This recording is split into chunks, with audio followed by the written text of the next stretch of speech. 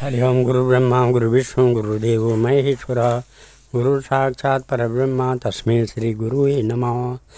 ओम नमः आदो देवकी देवगर्भजननं गोपीगिरिवर्धनं मायापूतन जीवतापहरणं गोवर्धनोद्धारणं कंसच्छेदन कौरवादिहननं कुन्तीसुता पालनम् एतत् श्रीमद्भागवतं पुराणकथितं श्रीकृष्णलीलामृतम्। ओंकारारविन्देन पदारविन्दं मुखारविन्देन विनवेशयन्तं बटस्य पत्रस्य पुटे शयानं बालं मुकुन्दं मनसा स्मरामि। श्रीकृष्ण गोविंद हरे मुरारे हे नाथ नारायण वासुदेवा जिह्वे पिबस्वामृतमेतदेव गोविंद दामोदर माधवेति। विक्रेतुकामाखिलगोपकन्या मुरारिपादार्पितचित्तवृत्ति यद्यादिकं मोहवसाद ऊचत् गोविंद दामोदर माधवेति। गृहे गृहे गोपवधू कदम्बा सर्वे मिलित्वा समवाप्ययोगं पुण्यानि नामानि पठन्ति नित्यं गोविंद दामोदर माधवेति। सुखं श्यानानिलये निजेपि नामानि विष्णो प्रवदन्ति मर्त्या तेने स्थितं तन्मयतां व्रजन्तीं गोविंद दामोदर माधवेति। जिह्वे सदैवं भज सुन्दराणि नामानि कृष्णस्य मनोहराणि समस्त भक्तार्ति विनाशनानि गोविंद दामोदर माधवेति। सुखावसाने इदमेव सारं दुःखावसाने इदमेव ज्ञेयं देहावसाने तुदमेव जाप्यं गोविंद दामोदर माधवेति। जिह्वे रसज्ञे मधुरप्रिये त्वं सत्यं हितं त्वां परमं वदामि आवर्ण एथा मधुराक्षराणि गोविंद दामोदर माधवेति। त्वामेव याचे मम देह जिह्वे समागते दण्डधरे कृतान्ते वक्तव्यमेवं मधुरं सुभक्त्या गोविंद दामोदर माधवेति। श्रीकृष्ण राधा वरकुकुलेश गोपाल गोवर्धननाथ विष्णु जिह्वे पिबस्वामृतमेतदेव गोविंद दामोदर माधवेति। निगमकल्पतरोर्गलितं फलं सुखमुखाद्रव अमृतसंयुतं पिबत भागवतं रसमालया मुहुरहो रसिका भुवि भाविका। भगवान श्री कृष्णचंद्र नारायण जी के चरण कमलों में नतमस्तक होकर के गुरु श्री वेद व्यास जी, गुरु श्री माधवाश्रम जी, गुरु श्री नारद जी, गुरु श्री आदि गुरु शंकराचार्य जी, गुरु श्री सुखदेव जी, गुरु श्री सुत जी के चरण कमलों में नतमस्तक होकर के मैं ये श्रीमद् भागवत महापुराण दसम स्कंद का 11वां अध्याय पढ़ने जा रहा हूँ, जिसमें आज का प्रसंग है गोकुल से वृंदावन जाना भगवान का गोकुल से वृंदावन जाना और वत्सासुर बकासुर का उद्धार। श्री शुकवाच गोपानन्दादयो श्रुत्वा द्रुमयोपततो रवं तत्र जग्मु कुरुश्रेष्ठ निर्घाता वयसंकिता भूम्यां निपतितो तत्र ददृशोयुर्यमलार्जुनो बभ्रम् उस्तद्विज्ञाय लक्ष्यं पतनकारणम् उल्लूखलं विकर्षन्तं दाम्नं बद्धं च बालकं कर्षेद कुत आश्चर्यम् उत्पाता इव कातरा बाला उच्चरनेति तिर्यगातम् उलूखलं विसर्गता मध्यगेन पुरुषावाप्यचन्महि। श्री सुखदेव जी कहते हैं कि परीक्षित, वृक्षों के गिरने से जो भयंकर शब्द हुआ था उसे नंद बाबा आदि गोपों ने भी सुना। उनके मन में यह शंका हुई कि कहीं बिजली तो नहीं गिरी। सबके सब भयभीत होकर वृक्षों के पास आ गए। वहां पहुंचने पर उन लोगों ने देखा कि दोनों अर्जुन के वृक्ष गिरे हुए हैं। यद्यपि वृक्ष गिरने का कारण स्पष्ट था कि वहीं उनके सामने ही रस्सी में बंधा हुआ बालक उखल खींच रहा था, परंतु वे समझ न सके यह किसका काम है। ऐसी आश्चर्यजनक दुर्घटना कैसे घट गई, यह सोचकर वे कातर हो गए और उनकी बुद्धि भ्रमित हो गई। वहाँ कुछ बालक खेल रहे थे। उन्होंने कहा, अरे इसी कन्हैया का तो काम है। यह दोनों वृक्षों के बीच में होकर निकल रहा था। उखल तिरछा हो जाने पर दूसरी ओर से इसने उसे खींचा और वृक्ष गिर पड़े। हमने तो इनमें से निकलते हुए 2 पुरुष भी देखे हैं। नति तदुक्तम जगृहर्तम घटतेति तत् बालस्य उत्पाटनम तरु क्वचित् संदिग्ध चेतसा उल्लूखलं विकर्षन्तं दाम्ना बद्ध्वा स्वमात्मजं विलोक्यानंद प्रहसद्वदनो विमुमुचः। परंतु गोपों ने बालकों की बात नहीं मानी। वे कहने लगे, एक नन्हा सा बच्चा इतने बड़े वृक्षों को उखाड़ डाले, यह कभी संभव नहीं है। किसी किसी के चित्त में श्री कृष्ण की पहले की लीलाओं का स्मरण करके संदेह भी हो आया। नंद बाबा ने देखा उनका प्राणों से प्यारा बच्चा रस्सी से बंधा हुआ उखल घसीटता जा रहा है।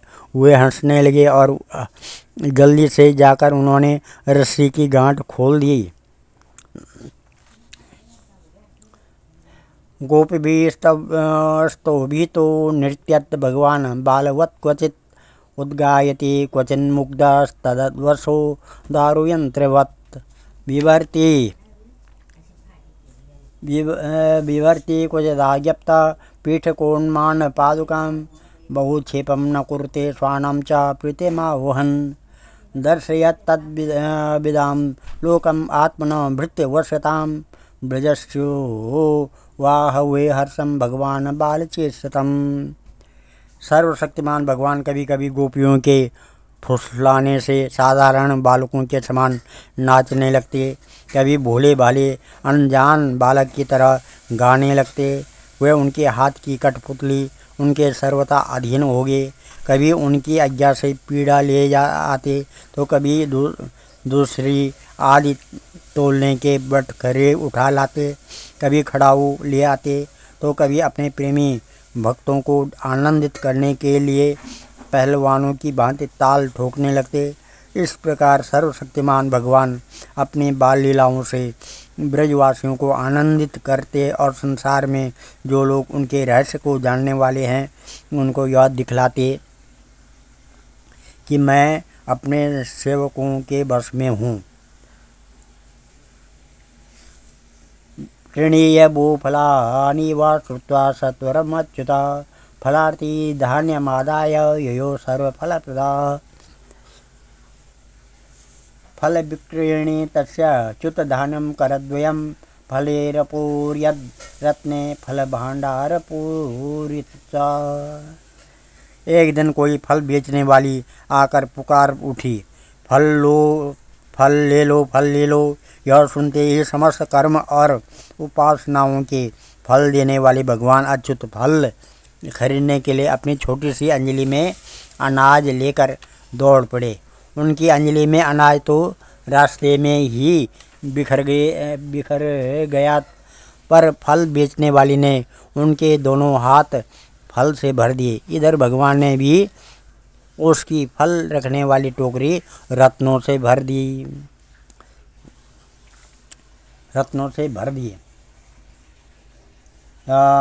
सरितीर्गतं कृष्णं भग्नार्जुन मथावहयात् राम च रोहिणी देवी क्रीडन्ता बालके वृषं नोऽपि यातं विदाहूतो क्रीडासंज्ञेन पुत्रको यशोदां प्रेषयामासो रोहिणी पुत्रवत्सलां क्रीडन्तं शाश्वतं बाले रतिवेलं सहाग्रजं यशोदाजो हवित् कृष्णं पुत्रस्नेहस्नुतस्तनी कृष्ण कृष्णारविन्दश्च तात एहि स्तनं पिब अलं विहार शुच्छान्त क्रीडा शान्तोऽसि पुत्रका हे राम गच्छ ततासु शानुजकुलनन्दन प्रातेरेव कृताहारस्तद भगवान् भोक्तुम् अर्हति प्रतीक्षते त्वं दासारहं भोक्ष्यमाणो ब्रजाधिप एव वायो प्रियं देहि स्वगृहात् यात बालकः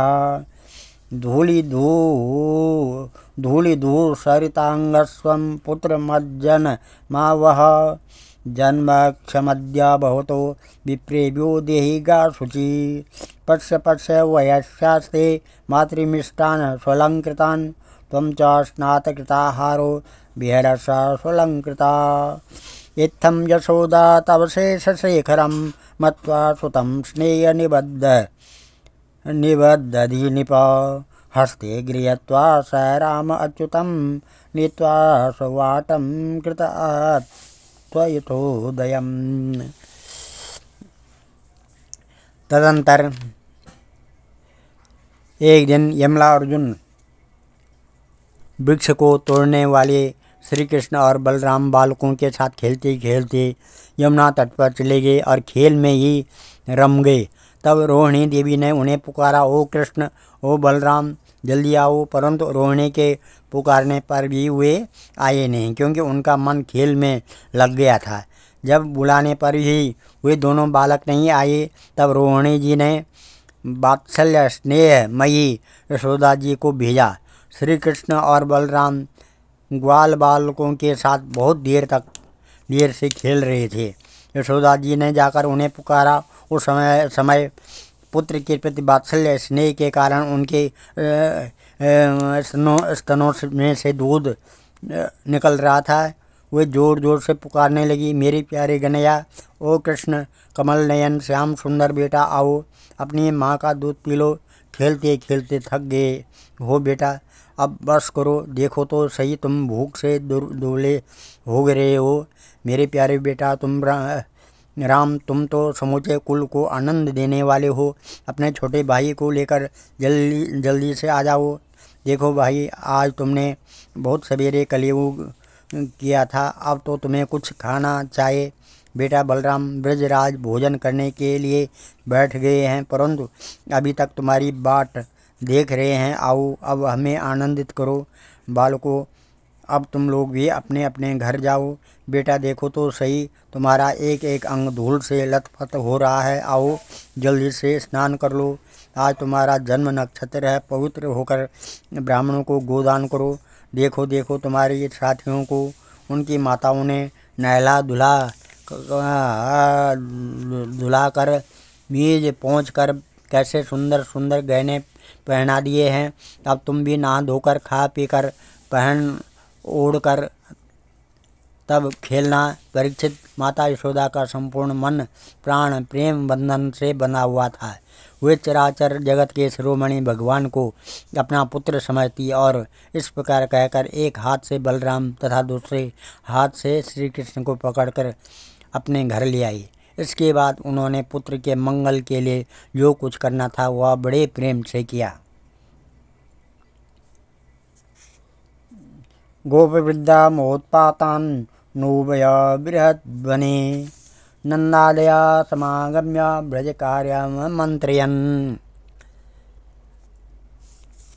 तत्रोपनन्दनामाह गोपो ज्ञानवयोधिको देशकालार्थ तत्त्वज्ञ प्रियकृत रामकृष्णयो उत्थातव्यमितोऽस्माभिर्गोकुलसहिते शिवि आयान्यत्र मोहोत्पाता बालानां सन्नाशयित्व मुक्तो कश्चिद् राक्षस्य बालज्ञा बालको हसौ हरेरनुग्रहानूनं नश्चोपरि नापतत् चक्रवातेन नीतोऽयं दैत्येन विपदं वियत् शिलायां पतितस्तत्र परित्रातः सुरेश्वरे यन्न म्रियते तद्द्रुम योरनन्तरं प्राप्य बालक असावन्यातमो वापि तदप्याच्युतरक्षसां निरक्षणं यावत् औत्पातिको अरिष्टं व्रजं नाविभवेदित तावत् बालानुपादाय यस्यामोऽन्यत्र यशानुगा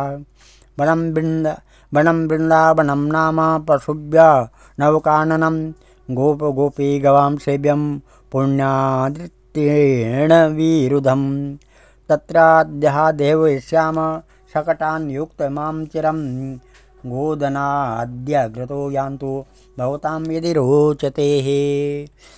जब नंद बाबा यदि आदि बड़े बूढ़े गोपों ने देखा कि महावन में तो बड़े बड़े उत्पात होने लगे हैं, तब वे लोग इकट्ठे होकर और ब्रजवासियों को क्या करना चाहिए इस पर विषय पर विचार करने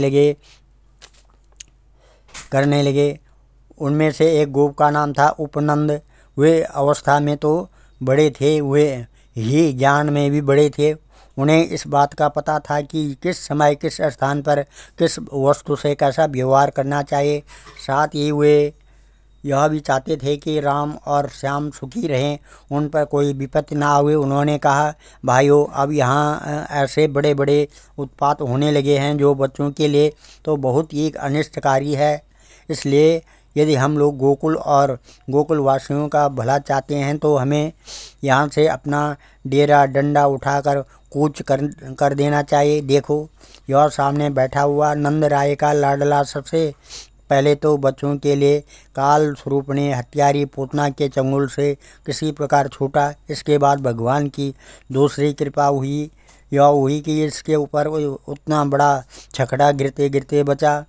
बवंडर रूपधारी दैत्य ने तो इसे आकाश में ले जाकर बड़ी भारी विपत्ति मृत्यु के मुख में ही डाल दिया था, परंतु वहाँ से जब यह चट्टान पर गिरा तब भी हमारे कुल के देवेश्वरों ने ही इस बालक की रक्षा की।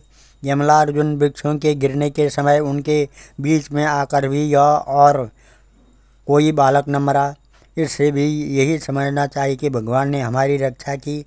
इसलिए जब तक कोई बहुत बड़ा अरिष्ट हमें और हमारे ब्रज को नष्ट न कर दे, तब तक ही हम लोग अपने बच्चों को लेकर अनुचरों के साथ यहाँ से अन्यत्र चलें। वृंदावन नाम का एक वन है, उसमें छोटे छोटे और भी बहुत से नए नए हरे भरे वन हैं। वहाँ बड़ा ही पवित्र पर्वत, घास और हरी भरी लता वनस्पतियाँ हैं। हमारे पशुओं के लिए तो वह बहुत ही हितकारी है। गोपी और गायों के लिए वह केवल सुविधा का ही नहीं, केवल सेवन करने योग्य स्थान है। सो यदि तुम सब लोगों को यह बात जचती हो तो आज ही हम लोग वहाँ के लिए कूच करें, देर न करें, गाड़ी छकड़े जोतें और पहले गायों को, जो हमारी एकमात्र संपत्ति है, वहाँ भेज दें। तत्सयोतेकदियो गोपा साधु साधुतवादिन ब्रजान् स्वान् रमा युज्ययूरूढपरिच्छदा वृद्धान् बालान् श्रेयोराजन् सर्गोपकरणानि च अनस्वारोप्य गोपाला यथा आतसरासना गोधनानि पुरस्कृत्य शृङ्गाण्यापुर एव सर्वतः तूर्यघोषेण मयता यहुष पुरोहिता गोप्यो रूढरथार्णूत्र कुचकुङ्कुमकान्तया कृष्णलीला जगोप्रीता निष्कण्ठ्या सुवाससा तथा यशोदारोहिण्यवेकं शकटामास्थिते रेजुता कृष्ण रामाभ्यं तत्कथाश्रवणोत्सुके वृन्दावनं सम्प्रविश्य सर्वकालं सुखावहं तत्र चक्रोर्वजावासं शकटेरार्धचन्द्रवत् वृन्दावनं गोवर्धनं यमुनापूलिनानि च वीक्षासीद उत्तमा प्रीति राम माधवयो नृपः। उपनंद की बात सुनकर सभी गोपों ने एक स्वर में कहा, बहुत ठीक, बहुत ठीक। इस विषय में किसी का भी मतभेद न था। सब लोगों ने अपनी झुंड की झुंड गायें इकट्ठी की और छकड़ों पर घर की सब सामग्री लाद कर वृंदावन की यात्रा की। परीक्षित ग्वालों ने बूढ़ों, बच्चों, स्त्रियों और सब सामग्रियों को छकड़ों पर चढ़ा दिया और स्वयं उनके पीछे पीछे धनुष बाण लेकर बड़ी सावधानी से चलने लगे। उन्होंने गौ और बछड़ों को तो सबसे आगे कर लिया और उनके पीछे सिंगी और तुरही जोर जोर से बजाते हुए चले। उनके साथ ही साथ पुरोहित लोग भी चल रहे थे। गोपियां अपने अपने वक्षस्थल पर नई केसर लगाकर सुंदर सुंदर वस्त्र पहनकर गले में सोने के हार धारण किए हुए रथों पर सवार थी और बड़े आनंद से भगवान श्री कृष्ण की लीलाओं के गीत गाती जाती थी। यशोदा रानी और रोहिणी जी भी वैसे ही सज धज कर अपने अपने प्यारे पुत्र श्री कृष्ण तथा बलराम के साथ एक छकड़े पर शोभायमान हो रही थी। वे अपने दोनों बालकों की तोतली बोली सुन सुनकर भी आगाती न थी और सुनना चाहती थी। वृंदावन बड़ा ही सुंदर वन है। चाहे कोई भी ऋतु हो, वहाँ सुख ही सुख है। उसमें प्रवेश करके ग्वालों ने अपने छकड़ों को अर्धचंद्राकार मंडल बांध कर खड़ा कर दिया और अपने गोधन के रहने योग्य स्थान बना दिया। परीक्षित, वृंदावन का हरा भरा वन, अत्यंत मनोहर गोवर्धन पर्वत और यमुना नदी के सुंदर सुंदर पुलिनों को देखकर भगवान श्री कृष्ण और बलराम जी के हृदय में उत्तम प्रीति का उदय हुआ। एवं ब्रजोक संप्रीति यच्छन्तो बालचेष्टिता कलवाक्ये सुकालेन वत्सपालो बभूवतु। आविभूरे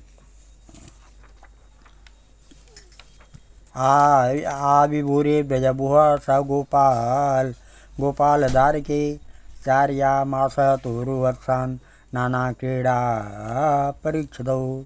क्वचित् वादयतो वेणु क्षेपणो क्षिपता, क्वचित्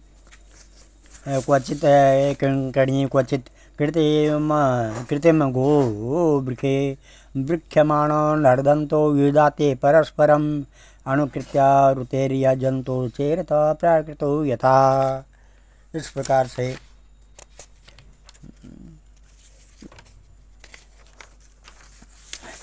प्रकार से राम और श्याम दोनों ही अपनी तोतली बोली और अत्यंत मधुर बालोचित लीलाओं से गोकुल की तरह वृंदावन में भी ब्रजवासियों को आनंद देते रहे। थोड़े ही दिनों में समय आने पर वे बछड़े चराने लगे। दूसरे ग्वालों के साथ खेलने के लिए बहुत सी सामग्री लेकर वे घर से निकल पड़ते और गोष्ठ गायों के रहने के स्थान के पास ही अपने बछड़ों को चराते। श्याम और राम कहीं बांसुरी बजा रहे हैं तो कहीं गुलेल या ढेल वांस से ढेले या गोलियां फेंक रहे हैं।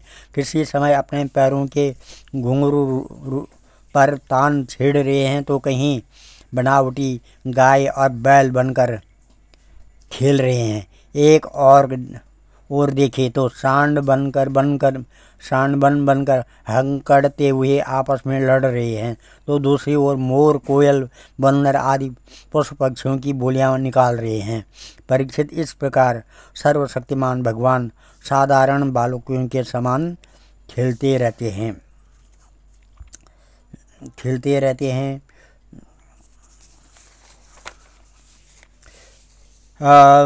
एवं द्विजोक संप्रीति यच्छन्तो बालचेष्टिता बालवाक्या सुकालेन वत्सपादो बभूवतु।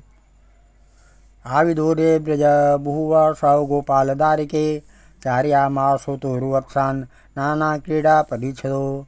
क्वचित् वादयतो वेणु क्षेपणे क्षिपता, क्वचित् पादे किङ्गणे में, क्वचित् कृमिङ्गणे वृक्ष्यमाणो नर्दन्तो योधाते परस्परम् अनुकृत्या रुतेर्जन्तुर् चेरते प्राकृतौ यथा।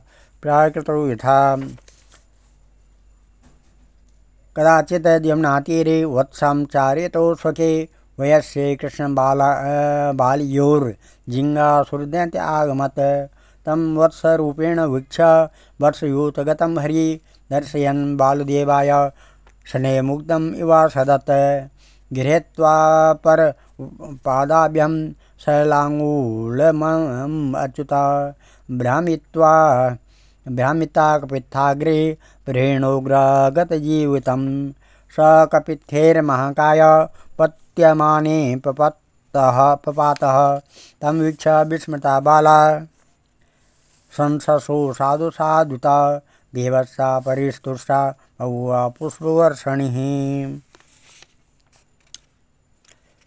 एक दिन की बात है। श्याम और बलराम अपने प्रेमी सखा ग्वाल बालों के साथ यमुना तट पर बछड़े चरा रहे थे। उसी समय उन्हें मारने की नीयत से एक दैत्य आया। भगवान ने देखा कि वह बनावटी बछड़े का रूप धारण कर बछड़ों के झुंड में मिल गया। वे आँखों के इशारे से बलराम जी को दिखाते हुए धीरे धीरे उसके पास पहुंच गए। उस समय ऐसा जान पड़ता था मानो वे दैत्य को तो पहचानते नहीं और उस हट्टे कट्टे सुंदर बछड़े पर मुग्ध हो गए हैं। भगवान श्री कृष्ण ने पूंछ के साथ उसके दोनों पिछले पैर पकड़कर आकाश में घुमाया और मर जाने पर कैथ की वृक्ष पर पटक दिया। उसका लंबा तगड़ा दैत्य शरीर बहुत से कैथ के वृक्षों को गिराकर स्वयं भी गिर पड़ा। यह देखकर ग्वाल बालों के आश्चर्य की सीमा न रही। वे वाह वाह करके प्यारे कन्हैया की प्रशंसा करने लगे। देवता भी बड़ी आनंद से फूलों की वर्षा करने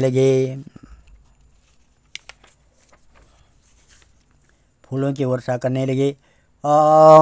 तो वत्स पालको भूता सरलोकैक पालको स प्रातरासो गोवत्साचार्यन्तो विचेरतु स्वं स्वं वत्सकुलं सर्वे पाययिष्यत एकदा गत्वा जलाशयाभ्यासं पाययित्वा पुपुर्जलं ते यत्र ददृशुर्बाला महासत्त्वमवस्थितं तत्र सुवज्रनिर्भिन्ना गिरे शृङ्गमेव च्युतं सवेबको नाम महान् सुरो बकरूपधृक् आगत्य सहसा कृष्णं तीक्ष्णतुण्डोग्रसद्बली कृष्णं महाबकग्रस्तं दृष्ट्वा रामादयोरर्भका बभूरिन्द्रियाणि वा विना प्राणं विचेतसः तं तालुमूलं प्रदहन्तमग्रीवं गोपालसूनु पितरं जगद्गुरु चचर्छदा सद्यते रोषाक्षतम्बक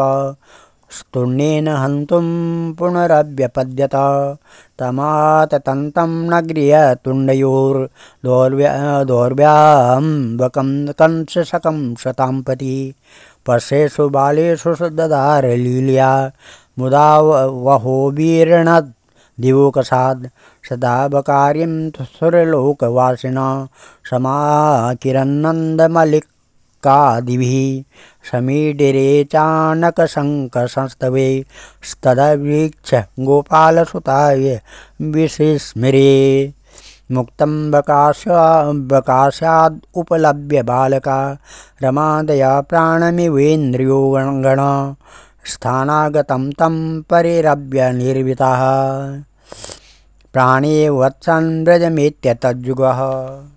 इस प्रकार से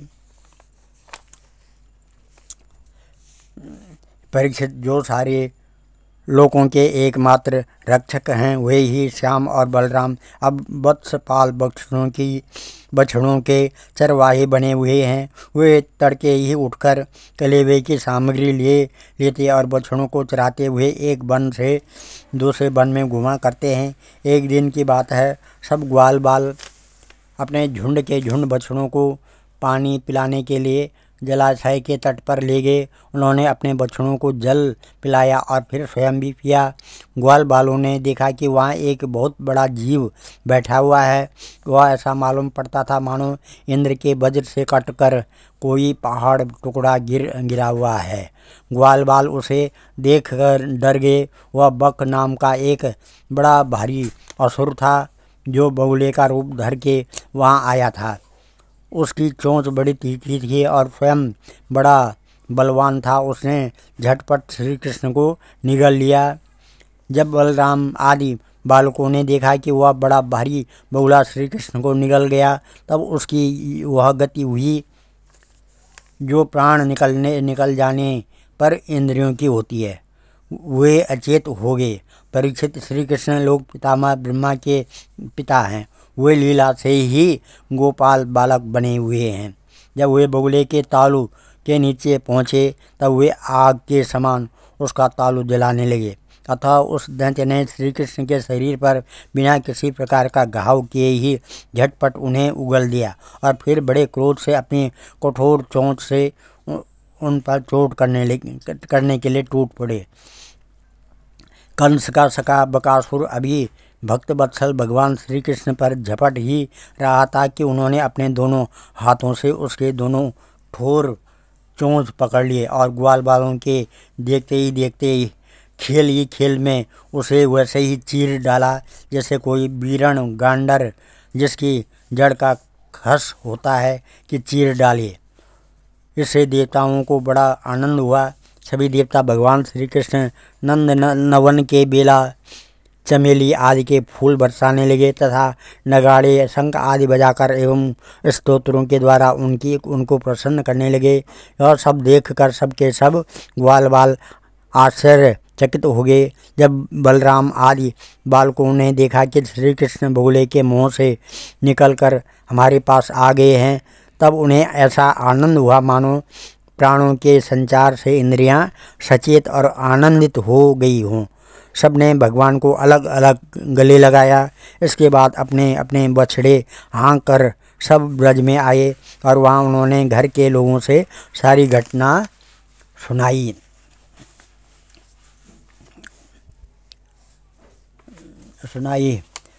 श्रुत्वा तद्विस्मता गोपा गोप्या चाति प्रियादिता प्रीत्यागतमिहोत्सुक्याद् दैक्षन्त तृषते क्षणा। ओ बतास्य बालस्य बहवो मृतो भवन् अप्यासीद् विप्रियं तेषां कृतं पूर्वं यथो भयम् अथाप्यभिः भवन्तेषां नैव ते घोरदर्शना। जिङ्गाशयेन मासाद्य नश्यत्यग्रो पतङ्गवत् ओहो ब्रह्मविदां वाचो नासत्या सन्ति कर्हिचित्। गर्गो यदः भगवान् वः बाजि तथैव तत् इदं नन्दादयो गोपा कृष्ण राम कथा मुदा कुर्वन्तो रममाणश्च नाविन्दन् भवद्वेदवानाम् एवं विहारे कौमारं हर्तुर्व्रजे नीलायने श्रुतवन्देर्मर्कटोप्लवनादिभिः। इस प्रकार से परीक्षित बकासुर के वध की घटना सुनकर सबके सब गोपी गोप आश्चर्यचकित हो गए। उन्हें ऐसा जान पड़ा जैसे कन्हैया साक्षात मृत्यु के मुख से ही लौटे हों। वे बड़ी उत्सुकता प्रेम और आदर से श्री कृष्ण को निहारने लगे। उनके नेत्रों की प्यास बढ़ती ही जाती थी, किसी प्रकार उन्हें तृप्त न होती थी। वे आपस में कहने लगे, हाय हाय, यह कितने आश्चर्य की बात है। इस बालक को कई बार मृत्यु के मुँह से में जाना पड़ा, परंतु जिन्होंने इसका अनिष्ट करना चाहा उन्हीं का अनिष्ट हुआ, क्योंकि उन्होंने पहले से दूसरों का अनिष्ट किया था। यह सब होने पर भी वे भयंकर असुर इसका कुछ भी नहीं बिगाड़ पाते। आते हैं इसे मार डालने की नीयत से, किंतु आग पर गिरकर पतंगों की तरह उल्टे स्वयं स्वाहा हो जाते। सच है, ब्रह्मवेता महात्माओं के वचन कभी झूठे नहीं होते। देखो ना, महात्मा गर्गाचार्य ने जितनी बातें कही थी सब की सब 16 आने ठीक उतर रही है। नंद बाबा आदि गोपगण इसी प्रकार बड़े आनंद से अपने श्याम और राम की बातें किया करते। वे उनमें इतने तन्मय रहते कि उन्हें संसार के दुख संकटों का कुछ पता ही न चलता। इसी प्रकार श्याम और बलराम ग्वाल बालों के साथ कभी आँख मिचौली खेलते तो कभी पुल बांधते, कभी बंदरों की भांति उछलते कूदते तो कभी और कोई विचित्र खेल करते। इस प्रकार बालोचित खेलों से उन दोनों ने ब्रज में अपनी बाल्यावस्था व्यतीत की। आज हम इस अध्याय को यहीं पर समाप्त करते हैं और कथा को यहीं पर विराम देते हैं। कल 12वां अध्याय, जिसमें अघासुर का उद्धार होगा।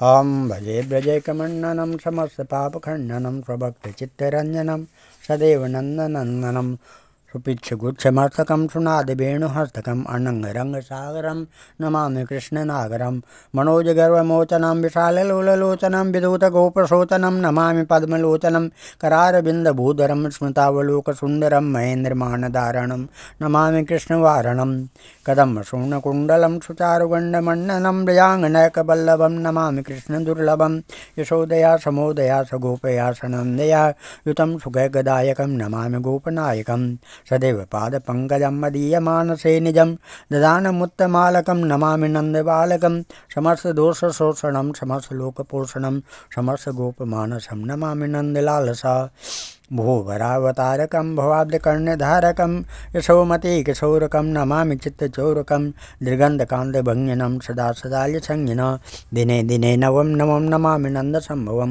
गुणाकरं सुखाकरं कृपाकरं कृपापरं सुराद्विषीनिकन्दनं नमामि गोपनन्दनं नवीनगोपनागरं नवीनकेलिलं पटं नमामि मेघसुन्दरं तडितप्रवालसत्पटं समस्तगोपनन्दनं हृदम्बुजेकमोदनं नमामि कुञ्जमध्यगं प्रसन्नभानुशोभनं निकामकामदायकं दृगन्धचारुसायकं रसालवेणुगायकं नमामि कुञ्जनायकं विदग्धगोपिका मनोगीताल्पसायनं नमामि कुञ्जकानने प्रबुद्धिवह्निपानीयं किशोरिकान्तिरञ्जितं दीर्घजनं सुशोभितं गजेन्द्रमोक्षकारणं नमामि श्रीविहारिणं यदा तदा यथा तथा तथैव कृष्णशतकथा मया सदैव गेयतां तथा कृपा विधीयतां प्रमाणकाष्ठकाद्वयं जपत्यदितया पुमान् भवेत् नन्दनन्दने भुवे भुवेषु भक्तिमान् ध्येयं सदा परिभवग्नमविष्टदोहं तीर्थात्पदं शिववीरञ्चनुतं शरण्यं भृत्यातिहं प्रणतपालभवाब्धिपोतं वन्दे महापुरुषते चरणारविन्दं हम सर्वे भवन्तु सुखिनः सर्वे सन्तु निरामया सर्वे भद्राणि पश्यन्तु मां कश्चित् दुःखभाग् भवेत्। धन्यवाद।